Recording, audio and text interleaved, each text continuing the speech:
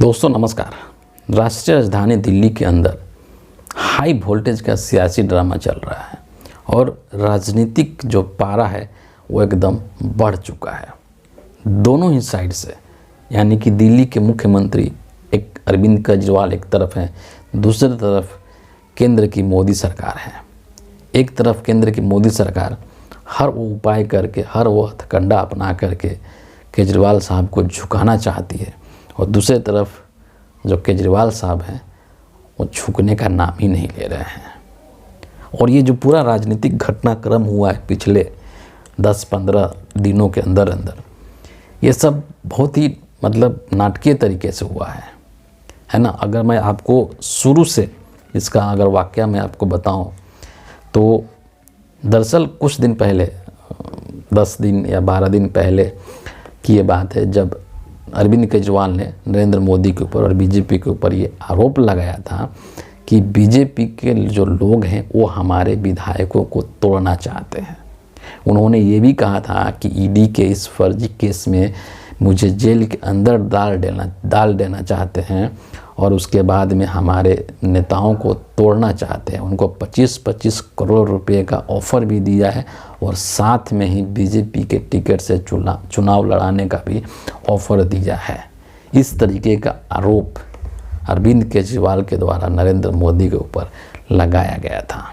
फिर क्या हुआ था, फिर केजरीवाल साहब के द्वारा, आम आदमी पार्टी के द्वारा एक बहुत ही मेगा प्रोटेस्ट का आयोजन किया गया था और वो भी कहाँ पे, बीजेपी के हेडक्वार्टर के ठीक बाहर, बीजेपी के दफ्तर के ठीक बाहर। और वो जो मेगा प्रोटेस्ट था उसका सब्जेक्ट क्या था?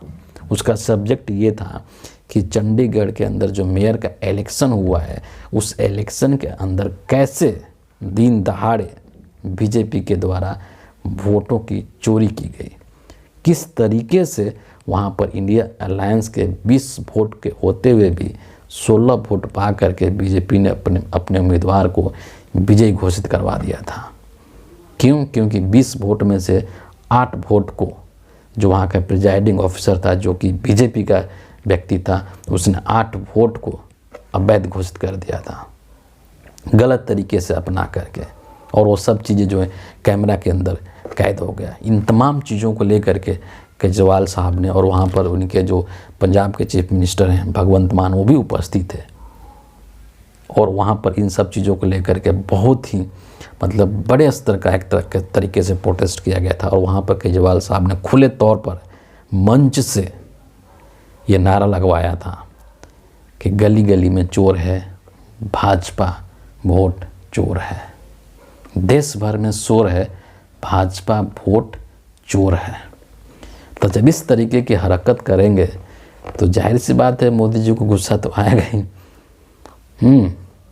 तकलीफ़ तो होगी ही मोदी जी को। फिर क्या होना था, प्रोटेस्ट के अगले दिन 3 फरवरी को दिल्ली पुलिस के क्राइम ब्रांच के कुछ अधिकारी जो हैं वो पहुंच जाते हैं केजरीवाल साहब के घर पे और वहाँ भी 4-5 घंटा बहुत ही ज़बरदस्त वाला ड्रामा चलता है। ड्रामा इस बात को लेकर के चलता है कि जो क्राइम ब्रांच के पुलिस अधिकारी थे उनका ये कहना था कि वो सीधे तौर पर केजरीवाल साहब के हाथ में नोटिस थमाना चाहते हैं, जबकि वहाँ पर जो आम आदमी पार्टी के जो लोग थे, जो चीफ मिनिस्टर ऑफिस के जो लोग थे, उनका कहना था कि ऐसा कोई प्रोविज़न ही नहीं है कि आप पर्सनली सीएम के हाथ में नोटिस थमाना चाहें। उनका तर्क काफ़ी सही था, जेन्युइन था। उनका कहना था कि ईडी, सीबीआई या इनकम टैक्स जैसे जिस टैक्स का जो भी इस तरह के नोटिस आते हैं वो सभी ईमेल के माध्यम से आते हैं। फिर आप किस आधार पर, किस कानून के तहत, किस धारा के तहत आप जो है वो सीधे तौर पर अरविंद केजरीवाल के हाथ में नोटिस देना चाहते हैं? और इस सवाल का कोई जवाब नहीं था क्राइम ब्रांच के पुलिस अधिकारियों के पास। फिर बाद में बहुत ये 4-5 घंटे तक इस तरह की चीज़ें चलती रही। सामने मीडिया के लोग वहाँ भरे पड़े थे। फिर फाइनली जो है उस चीज़ को सॉर्ट आउट किया गया और वो नोटिस जो है वो दे दिया गया वहाँ पर जो स्टाफ थे। और ये जो नोटिस था वो इसीलिए दिया गया था कि एक सो कॉज था नोटिस बेसिकली, कि केजरीवाल साहब ने जो आरोप लगाए हैं है ना मोदी जी के ऊपर कि मोदी जी हमारे विधायकों को तोड़ना चाहते हैं, 25-25 करोड़ रुपए का ऑफर दे रहे हैं, उसका सबूत क्या है? इसी चीज़ को लेकर के नोटिस दिया गया था। और इसको लेकर के पहले भी केजरीवाल साहब ने ट्वीट करके, आम आदमी पार्टी ने ट्वीट करके इसकी कड़ी आलोचना की थी। लेकिन 3 तारीख के बाद में 4 तारीख को ये जो नोटिस है क्राइम ब्रांच के पुलिस अधिकारियों का, ये बीजेपी के एक मंत्री आतिशी को भी दिया गया, उनके घर पे जा कर के, है ना। और उसमें भी यही कहा गया कि आपके पास क्या सबूत है, क्या साक्ष्य है, जिसके आधार पर आप ये कह रहे हैं कि मोदी जी जो है आपके नेताओं को तोड़ना चाहते हैं, खरीदना चाहते हैं। बहुत ही ज़बरदस्त ड्रामा हुआ है। और इस संदर्भ में मैं आपको सबसे पहले अरविंद केजरीवाल साहब का जो बयान आया है ट्वीट के माध्यम से, उसको बताऊंगा और फिर इसमें और आगे जो है चर्चा करेंगे।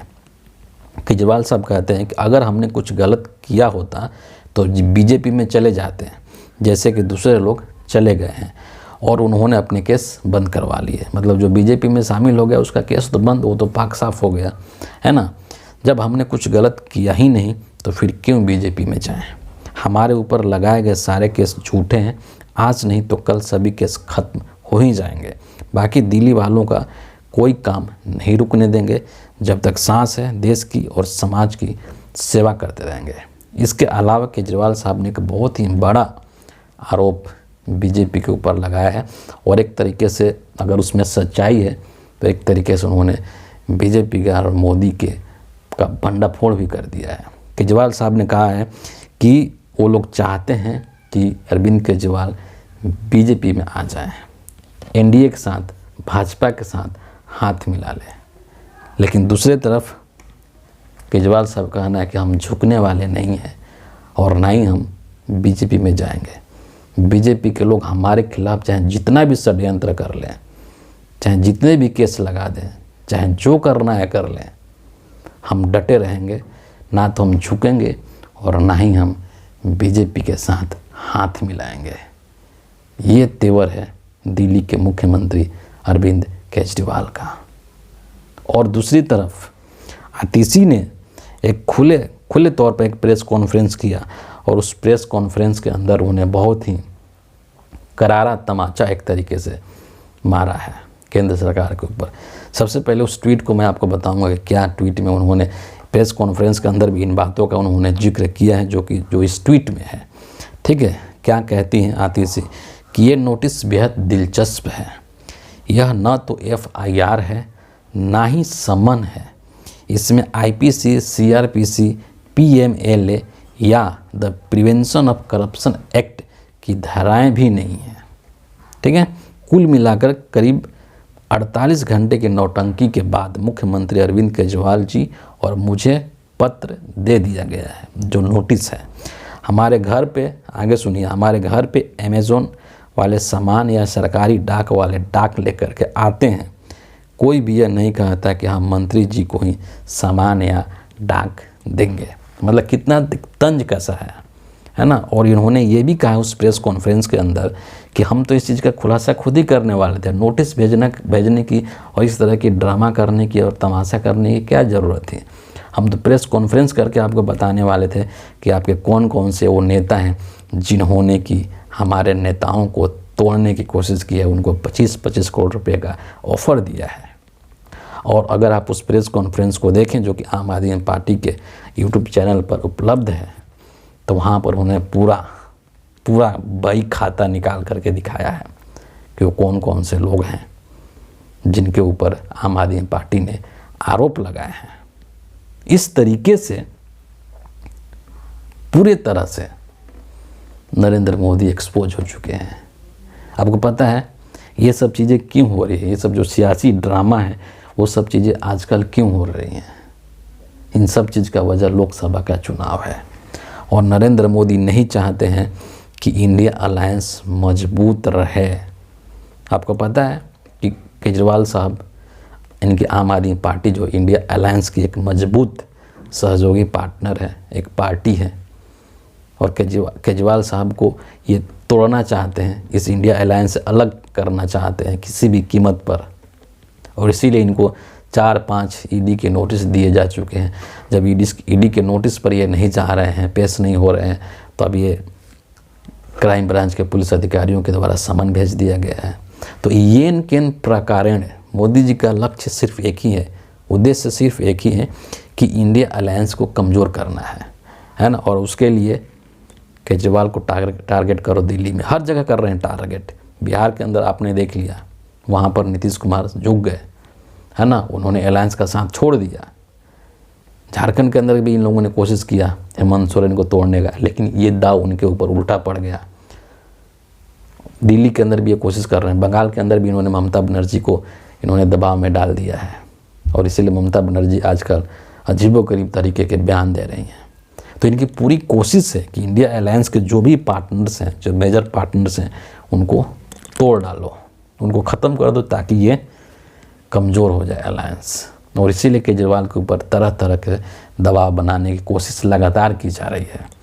इतने नोटिस, ईडी के नोटिस और समन्स के बाद भी केजरीवाल को गिरफ्तार क्यों नहीं कर रहे हैं नरेंद्र मोदी? कर लेना चाहिए। किस चीज़ का इंतज़ार कर रहे हैं? सारी शक्तियाँ तो आपके पास है ही, तो जरा इंतज़ार किस बात का? वो इंतज़ार इसी बात का कर रहे हैं कि हो सकता है कि आज नहीं तो कल, आज नहीं तो कल केजरीवाल मान जाएगा। जिस दिन उनको ये चीज़ लग जाएगा कि भाई अब केजरीवाल नहीं मानने वाला है, उसी दिन केजरीवाल को गिरफ्तार कर लेंगे। लेकिन एक और महत्वपूर्ण बात, नरेंद्र मोदी के द्वारा ये जो भी कदम उठाया जा रहा है ना, वो सब इनके ऊपर उल्टा पड़ रहा है।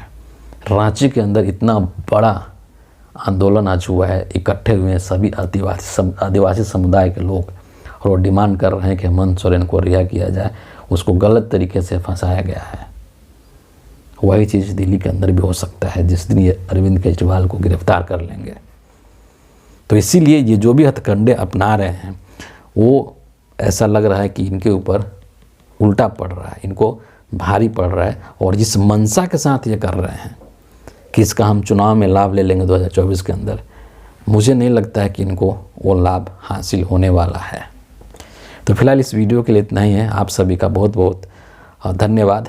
और ख़त्म करने से पहले आप सभी से एक बहुत ही हम्बल रिक्वेस्ट है कि आप में से जो भी लोग हमारे वीडियोस को देख रहे हैं या देखते हैं, और अगर हमारे विचारों से सहमत हैं, तो प्लीज़ प्लीज़ प्लीज़ आप वीडियो को अपने अधिक से अधिक लोगों के साथ शेयर कीजिए, अपने दोस्तों के साथ, अपने रिश्तेदारों के साथ, है ना, सोशल मीडिया प्लेटफॉर्म पे जहाँ भी शेयर करने की सुविधा हो वहाँ पर अधिक से अधिक शेयर कीजिए, ताकि इस चीज़ का फैलाव हो।